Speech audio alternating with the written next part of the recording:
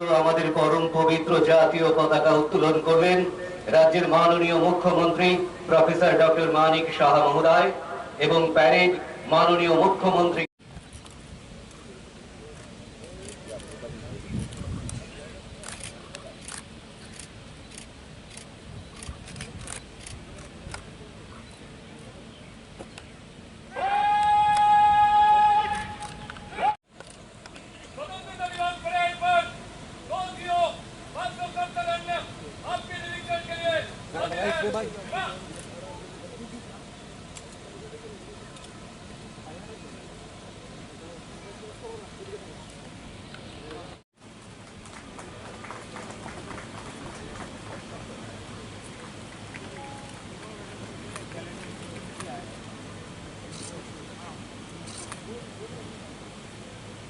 শ্রীমতী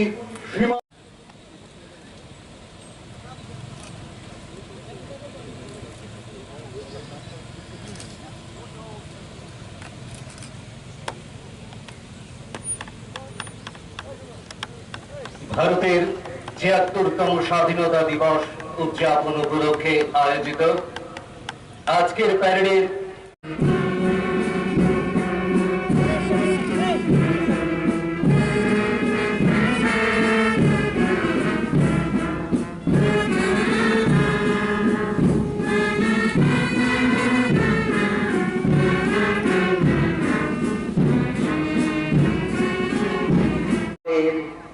স্বাধীনতা দিবসের অঙ্গীকার।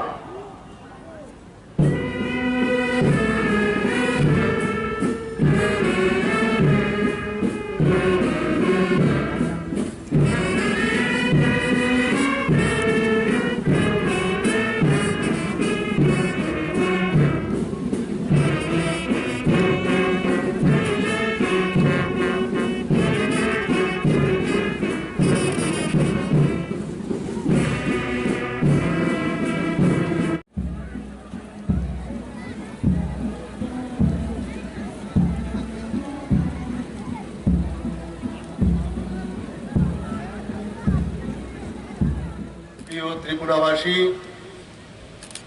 নমস্কার। হলুমখা ৭৬তম স্বাধীনতা দিবসের পুণ্যলগ্নে আমি ত্রিপুরাবাসী সহ আজকের এই সমাবেশে উপস্থিত সকল নাগরিকদের আন্তরিক শুভেচ্ছা জানাচ্ছি। এই বছর আমরা আজাদী কা অমৃত মহোৎসব উদযাপন করছি।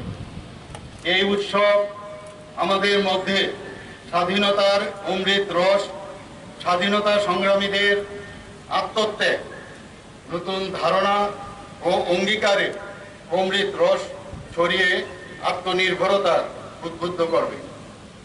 এই উৎসব হচ্ছে জাতিকে জাগ্রত করার উৎসব, সুশাসনের স্বপ্ন পূরণ এবং বিশ্বজনীন শান্তি ও উন্নয়নের উৎসব।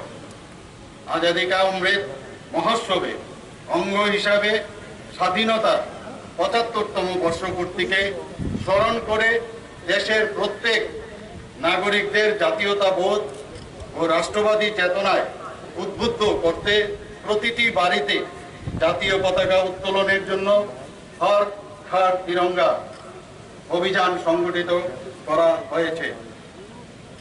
দেশের জাতীয় পতাকা ভারতবাসীর আশা এবং অনুপ্রেরণার প্রতিনিধিত্ব করে। আমাদের জাতীয় গর্বের প্রতীক। বহু দশক ধরে আমাদের দেশের সমস্ত বাহিনীর বীর জওয়ানগণ সহ বহু নাগরিক ত্রিবর্ণ রঞ্জিত পতাকার গরিমাকে সগৌরবে ঊর্ধ্বে তুলে আত্মবলিদান দিয়েছেন। আমি নিশ্চিত এই মহান উৎসবকে স্মরণ করতে প্রিয় রাজ্যবাসী সকলেই গত ১৩ থেকে ১৫ই আগস্ট ২০২২ প্রত্যেক বাড়িতে, ব্যবসায়িক এবং সরকারি প্রতিষ্ঠানে জাতীয় পতাকা উত্তোলন করেছেন। আমি এই মহান সমারোহে আমাদের সশস্ত্র বাহিনীর বীর জওয়ান এবং রাজ্য এবং কেন্দ্রীয় সরকারের নিরাপত্তা বাহিনীর সকল সদস্যদের আন্তরিক শুভেচ্ছা জানাচ্ছি, যারা আমাদের স্থল, বায়ু ও সমুদ্র সীমানায় দেশের নিরাপত্তার কাজে নিয়োজিত রয়েছেন। রাজ্য সরকারের অগ্রাধিকারের ক্ষেত্রসমূহের মধ্যে রয়েছে সার্বিক অর্থনৈতিক উন্নয়ন, যেখানে প্রত্যেক বাড়িতে আয়ের উৎস সৃষ্টি করে প্রত্যেককে নিজস্ব পরিচয় আত্মনির্ভর করে তোলা। নীতি আয়োগের প্রকাশিত সর্বশেষ এসডিজি ইন্ডেক্স অনুসারে উন্নয়নের বিভিন্ন ক্ষেত্রে সাফল্যের নিরিখে ত্রিপুরা দেশের বিভিন্ন রাজ্যের মধ্যে আজ সামনের সারিতে রয়েছে। কেন্দ্র এবং রাজ্য সরকারের বিভিন্ন জনকল্যাণমুখী প্রকল্পের যথাযথ রূপায়ণের মধ্য দিয়ে রাজ্যকে মডেল রাজ্যে পরিণত করতে সরকার দায়বদ্ধ। রাজ্য সরকারের আর্থিক সীমাবদ্ধতা সত্ত্বেও রাজ্যের কর্মচারীদের উদ্বুদ্ধ করতে 2022 সালে জুলাই মাস থেকে 5% হারে মহার্ঘ ভাতা দেওয়ার সিদ্ধান্ত ঘোষণা করা হয়েছে। এছাড়াও রাজ্য সরকারের প্রধান দপ্তরগুলিতে দীর্ঘদিন শূন্যে পড়ে থাকা গুরুত্বপূর্ণ পদগুলিকে চিহ্নিত করা হয়েছে। শীঘ্রই প্রশাসনিক প্রক্রিয়ার মাধ্যমে এই শূন্য পদগুলো পূরণ করা হবে। এর ফলে শুধুমাত্র প্রশাসনিক গতিশীলতায় আসবে না, নতুন নিযুক্তির মাধ্যমে বেকারদের কর্মসংস্থানের সুযোগ সৃষ্টি হবে। কৃষি নির্ভর এই রাজ্যে প্রধানমন্ত্রীর কিষাণ সম্মান নিধি প্রকল্পে এখন পর্যন্ত 2,41,007 জন ক্ষুদ্র প্রান্তিক কৃষক উপকৃত হয়েছে। মুখ্যমন্ত্রী ফসল বীমা যোজনায় উপকৃত হয়েছেন 8,58,997 জন। এখন পর্যন্ত 9,909 মেট্রিক টন ত্রিপুরার আনারস দুবাই ও কাতার সহ দেশের বিভিন্ন রাজ্যে রপ্তানি হয়েছে। মুখ্যমন্ত্রীর পুষ্পোদ্যান প্রকল্পে বহু ফুল চাষি উপকৃত হয়েছেন এবং বিকল্প আয়ের উৎস খুঁজে পেয়েছেন।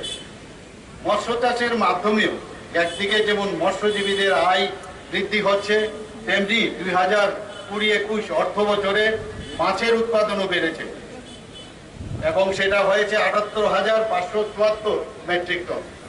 বায়োফ্লক পদ্ধতিতে মাছ চাষের জন্য 1200 বেকার যুবককে প্রশিক্ষণ দেওয়া হয়েছে। রাজ্যের দুধ, মাংস ও ডিমের উৎপাদন বেড়েছে। অধিক দুগ্ধ পাওয়ার লক্ষ্যে মুখ্যমন্ত্রী উন্নত গোধন প্রকল্প চালুর মাধ্যমে সেক্স সর্টেড সিমেন্ট ব্যবহার করে স্ত্রী বাছুরের জন্মদান বৃদ্ধি করা হচ্ছে।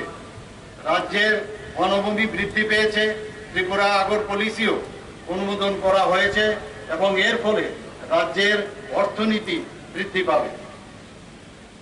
অটল জলধারা মিশনে 2022 সালের 31শে জুলাই পর্যন্ত মোট 4,96,408টি বাড়িতে কার্যকর ট্যাপ ওয়াটার সংযোগ দেওয়া হয়েছে, যার মধ্যে গ্রামীণ এলাকায় 52.74% এবং শহর এলাকায় 46.46%।